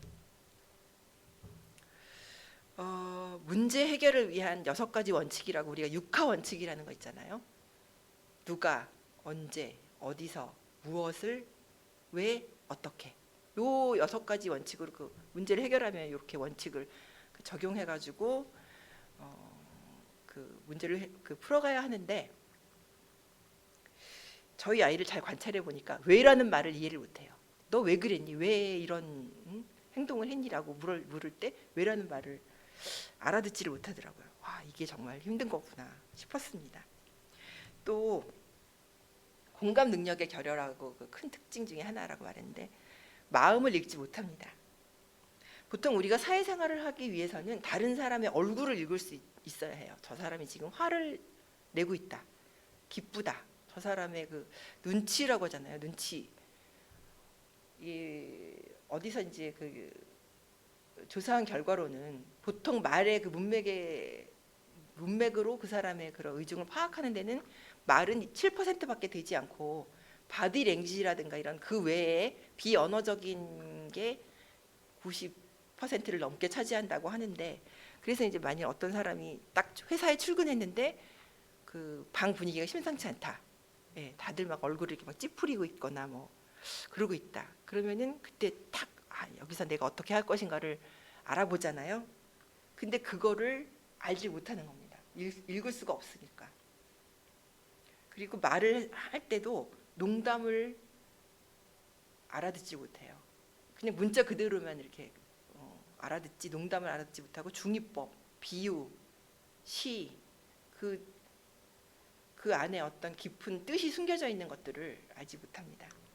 예를 든다면 잘한다는 말에도 여러 가지 그런 의미가 있거든요. 잘한다 이렇게 말하면 진짜 상대방이 진짜 잘했다는 칭찬이에요. 근데 잘한다 이렇게 억양이 바뀔 때 그거는 잘한다는 칭찬이 아니라 반어법적인 거잖아요. 지금 네가 그게 잘했다고 하는 거냐라는 그런 뜻인데 몰라요 그거를. 그리고 또 잘하네 이렇게 얘기할 때는 이건 잘하지만 다른 거는 너 못했잖아 이런 식으로 또 들릴 수 있거든요. 그러니까 이런 억양이라든가 말투라든가, 그러니까 정말 많은 그런 언어 사용이라든가 또 사람들의 사회생활에는 그 보이지 않는 겹겹의 그 층이 있거든요. 근데 이것들을 파악하지 못하기 때문에 자폐 성향이 있는 사람들은 사회생활을 그렇게 힘들어하는 겁니다. 그러면 자폐인들의 그 교육에는 어떤 식으로 해야 될까 좀 고찰할 수가 있겠는데요. 그 자폐인들 특유의 그런 공통점을 빼고는 만명의 증상과 그 특색이 다 다르다고 했잖아요. 이게 일괄적으로 자폐인들을 진단하고 교육시키기 힘든 이유 중에 하나라고 이제 말씀드렸는데, 그래서 그 주위 사람들의 세심한 관찰과 케어가 꼭 필요합니다. 자폐증의 어려운 점 중에 하나는 이 아기일 때, 그러니까 그 자폐가 그 드러날 무렵인 그 2살 무렵에 얘가 정말 어떤 식으로 예후가 좋아질지를 전혀 알 수가 없다는 겁니다. 얘가 정말 고기능 자폐 쪽으로 갈지 저기능 자폐 쪽으로 갈지를 알 수가 없고요. 2, 3살 무렵의 증상이 얼마나 심각했는가는 예후와 무관할 때가 많다고 합니다. 자폐 증상에는 이제 2가지 기본적인 패턴이 있어요.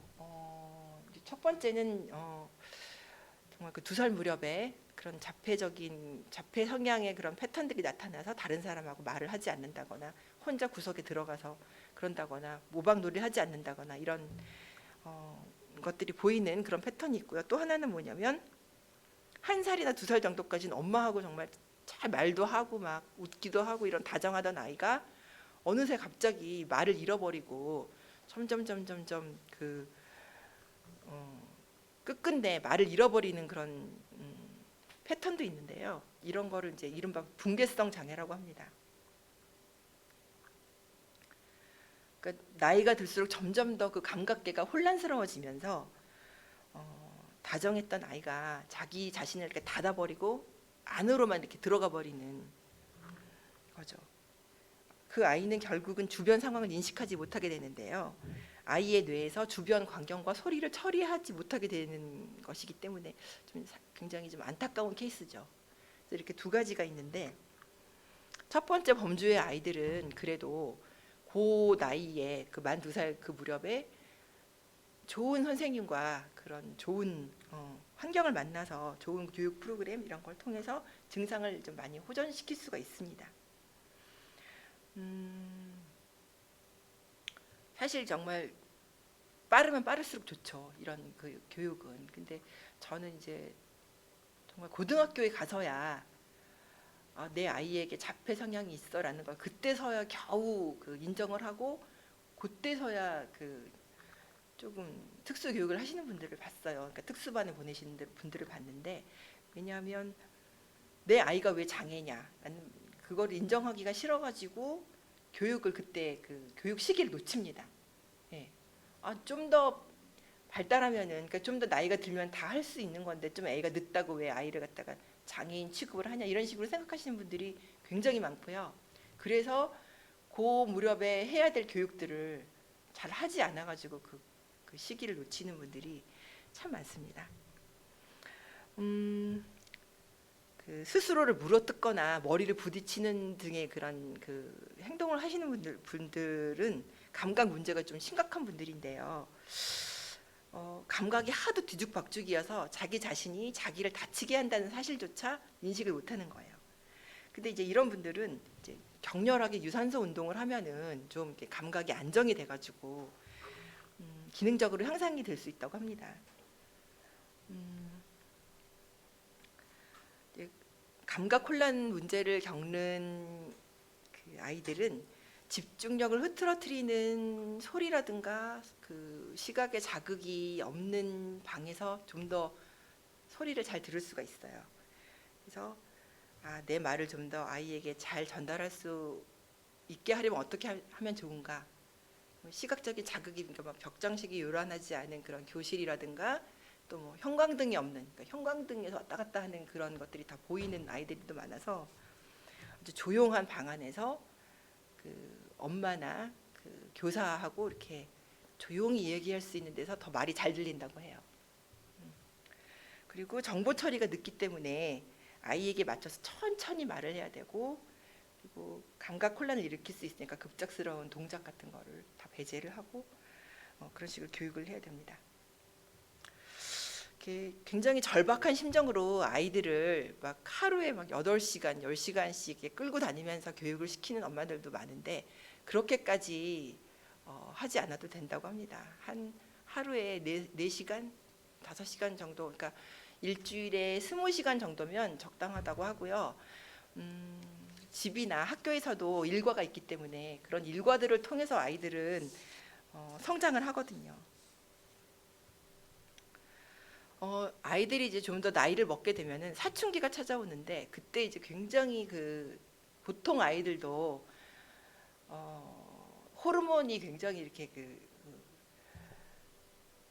작용을 해가지고 좀 행동 이상해진다 이런 식으로 말을 하는데 이 아이들은 더 심한 감각적인 혼란을 겪게 되고 과각성 상태에 빠지는데 그랬을 경우에는 나는 아이들에게 정말 약물 치료는 절대 하지 않겠어라는 그런 마음을 굳게 잡수고 계시는 분들도 있는데 그렇게 하지 마시고 그 전문가들하고 상담하셔서 약물 치료를 좀 하시는 것도 아이들을 위해서 상당히 좋습니다. 왜냐하면 아이들이 이렇게 그 과각성 상태가 잠잠해지니까 좀 일상이 편안해져야 되잖아요. 네.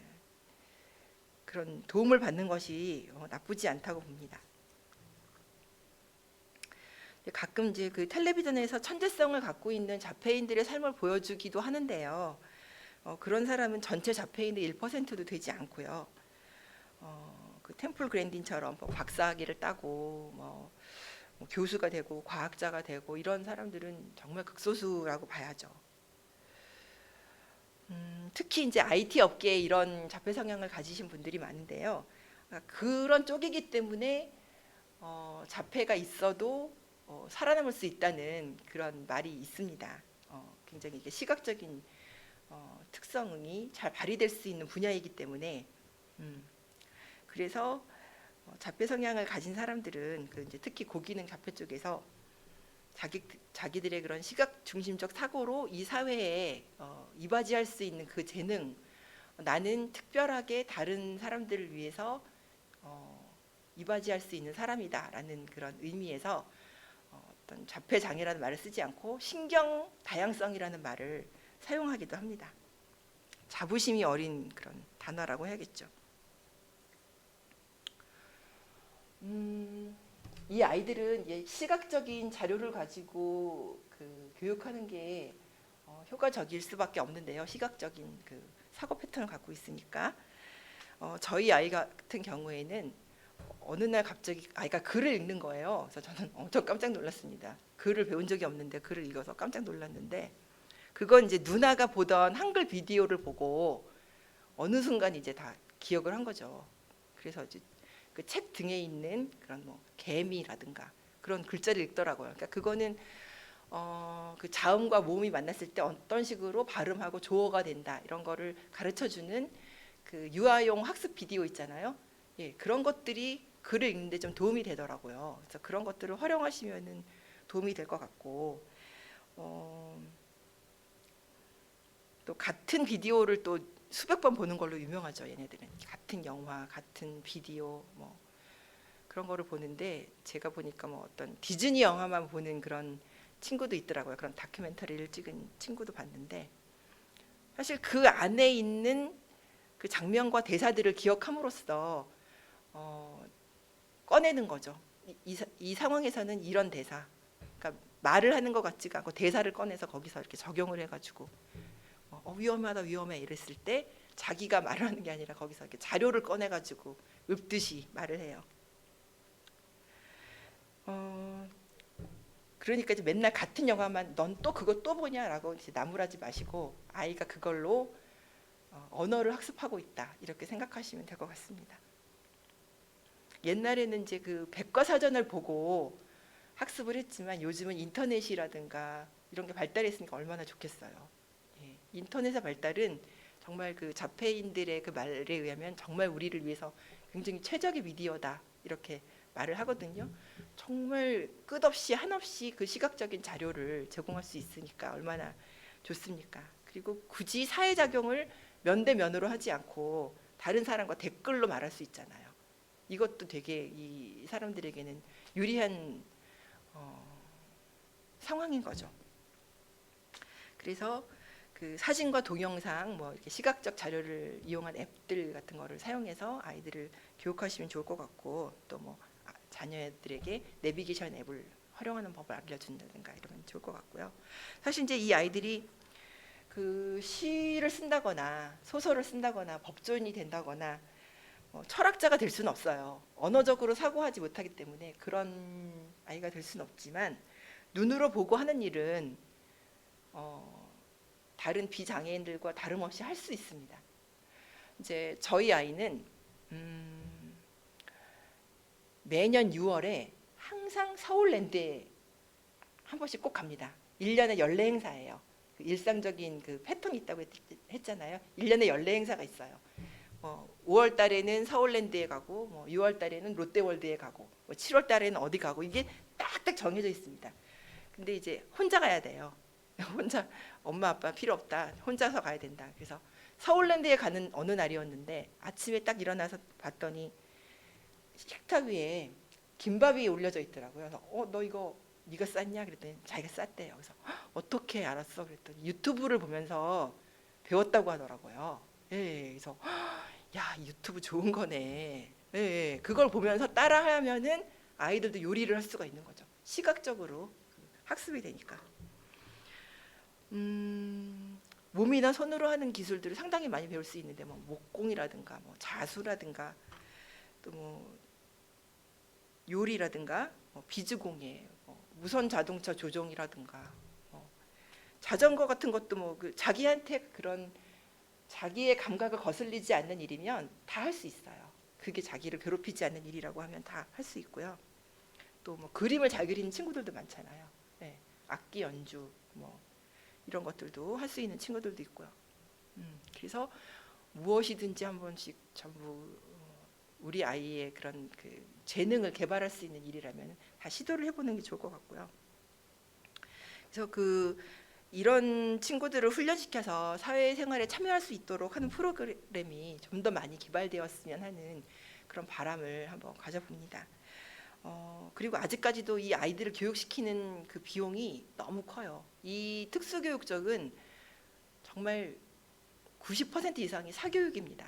예, 제가 그 아이를 그 90년대와 2000년대 초에 그 교육을 시켰는데, 그 아이를 교육시키는 비용이 저희 전체 가계 소득의 정말 몇십 퍼센트를 차지할 정도로 컸어요. 부모들이 져야 하는 그 부담이 정말 어마어마하거든요. 예, 저는 정말 기본적인 것만 시켰는데도 그 정도였으니까 얼마나 많은 경제적인 부담이 그 아이들 엄마들에게 지워지며, 정말 돈이 없는 부모들은 아이들을 교육시킬 수조차 없고, 여기서조차 그런 빈익빈 부익부 현상이 일어나는 겁니다. 예, 그 아이들에게 그 교육을 시키는 기회를 놓치지 않기 위해서는 정말 돈이 엄청나게 들어가거든요. 그리고 아까도 뭐 버나드 림랜드라든가 또 그 로나 윙이 자폐아의 부모들이었는데 그렇게 그 굉장히 개혁적이고 막 그런 책이라든가 그런 업적들을 내놨잖아요. 정말 절실하기 때문에 부모 네트워크에 있는 사람들이 그런 일들을 할 수 있거든요. 근데 이제 부모들에게만 이러한 일을 정말 그 어깨에다가 지워놓는 거는 너무나 힘든 일입니다, 사실.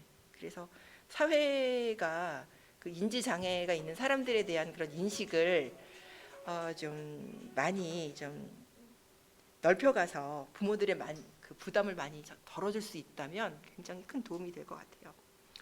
그래서 우리 사회에는 지금 이제 그 지체 장애자들을 위한 그런 디자인들이 많이 나오잖아요. 뭐 휠체어 경사로라든가 은행 ATM에 가면 뭐 점자 그 안내라든가 텔레비전 자막 방송이라든가 이런 것들이 나오고 있는데, 이제는 이제 인지 장애가 있는 사람들을 위해서도 그런 디자인들을 개발하는 분들이 좀 많이 나와서 도움을 줄 수 있다면 정말 좋을 것 같아요.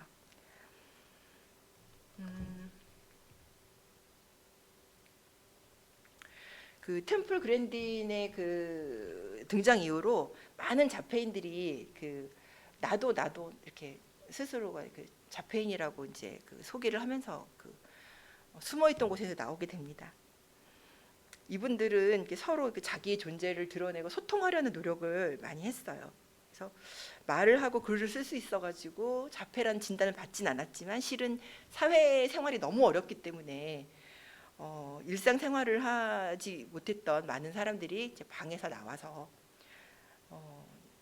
서로 이렇게 그 자기 동족을 찾아서 나온 거죠. 자폐인들은 비자폐인들과는 다른 그 방식으로 의사소통을 하면서 서로를 확인하고 외로움에서 벗어날 수가 있었어요. 이제 이 사람들 중에서 한 사람인 그 싱클레어, 짐 싱클레어라고 하는 사람은 그 어느 날 자폐가 있는 딸을 키우면서 그 부모로서의 그 어려움을 토로하는 어떤 그 강의를 들었는데 수잔 모레노라고 하는 분의 강의였어요. 근데 그분은 그 자녀의 진단병이 장애 부모에게 어떤 영향을 끼치는가에 대한 그런 강연이었습니다.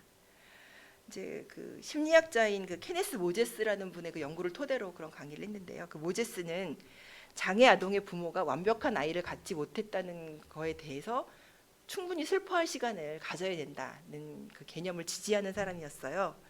장애를 지닌 자녀가 부모에게 심리적으로 유해할 수 있다는 그런 내용이었거든요.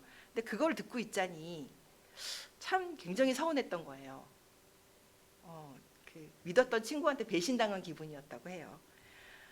그는 이제 그 강연을 들으면서 정리한 메모를 토대로 우리를 위해서 슬퍼하지 말아요라는 그런 문서를 그 캐나다 자폐증 학회에 보냅니다. 그래서 그 토론토에서 열린 학회에서 이렇게 발표를 하게 되는데요.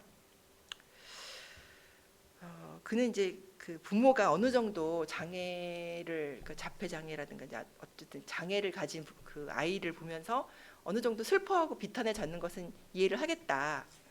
하지만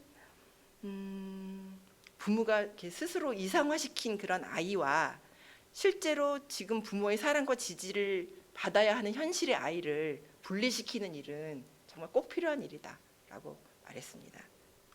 정말 굉장히 중요한 일이죠. 내가 항상 이쪽에 그 이상화된 아이가 있는데 걔만을 바라보면서 가게 된다면 이쪽에 내가 정말 도와야 될 아이는 어떻게 되겠습니까?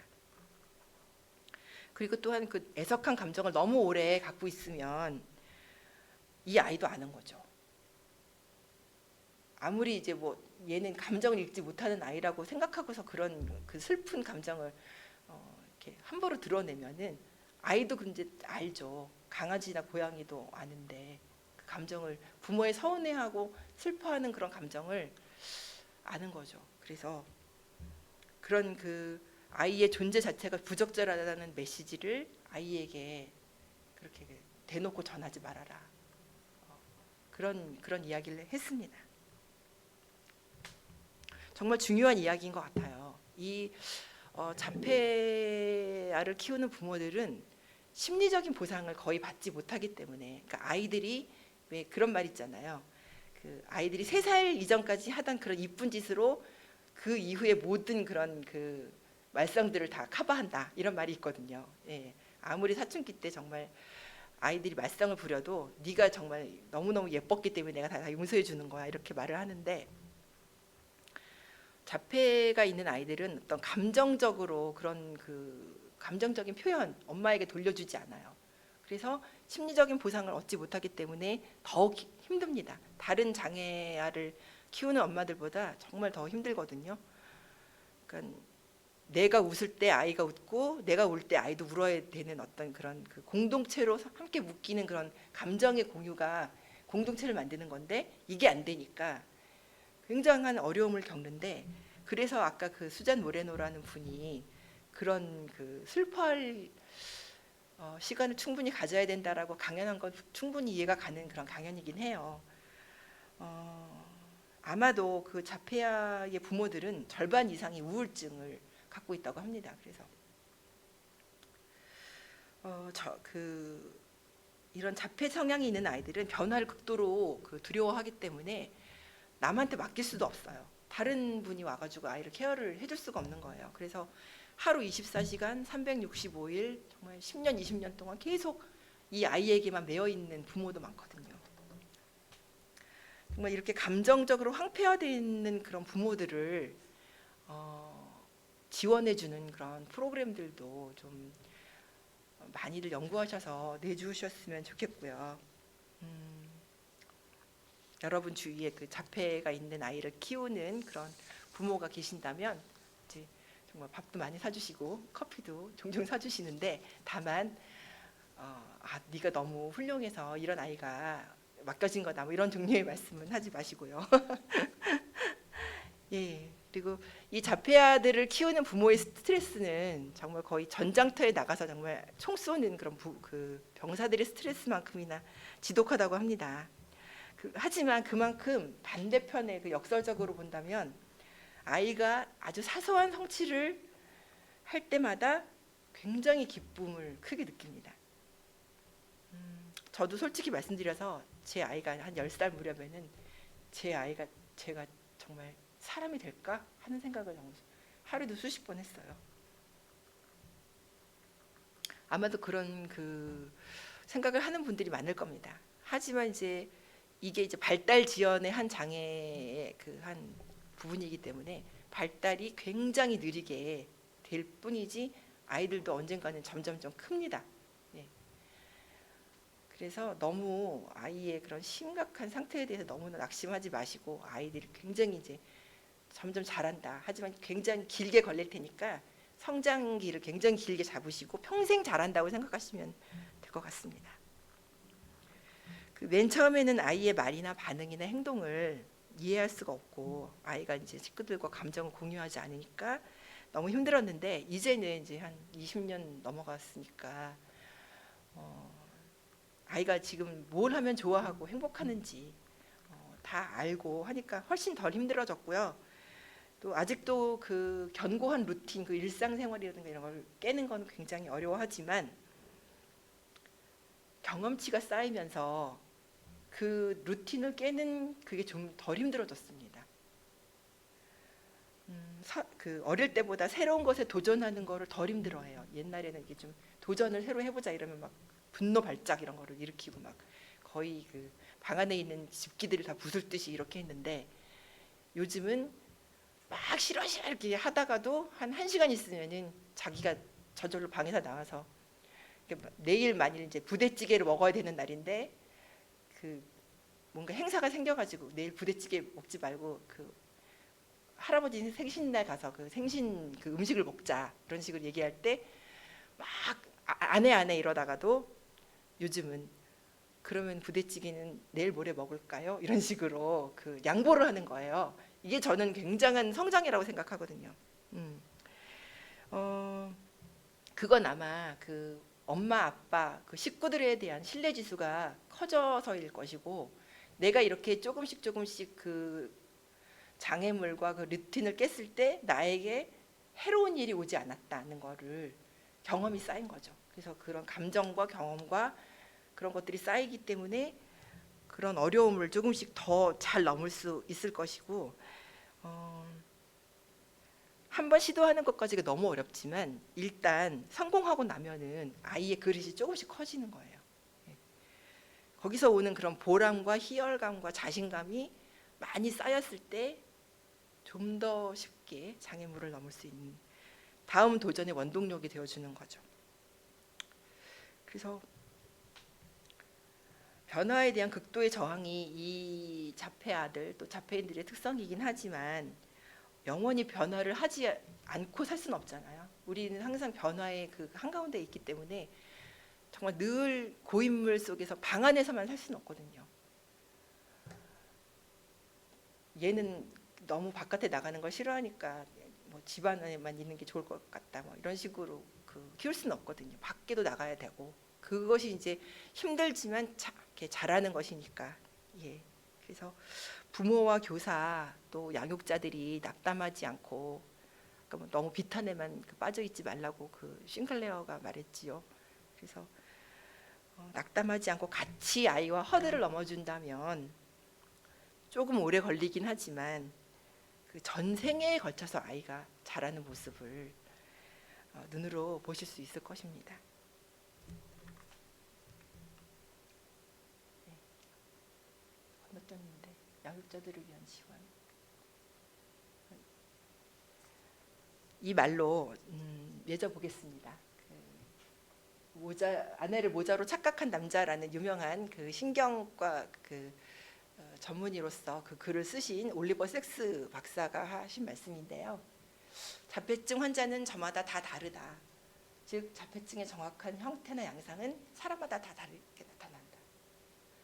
더욱이 특성과 그 개인의 다른 자질 사이는 엄청나게 복잡한 상호작용이 있을 수 있는데 그 자폐증이 있는 한 인간을 이해하는 일은 그 생의 모든 면을 알아야만 가능하다는 것이죠. 그래서 여러분께서 이 자폐 장애에 대한 그런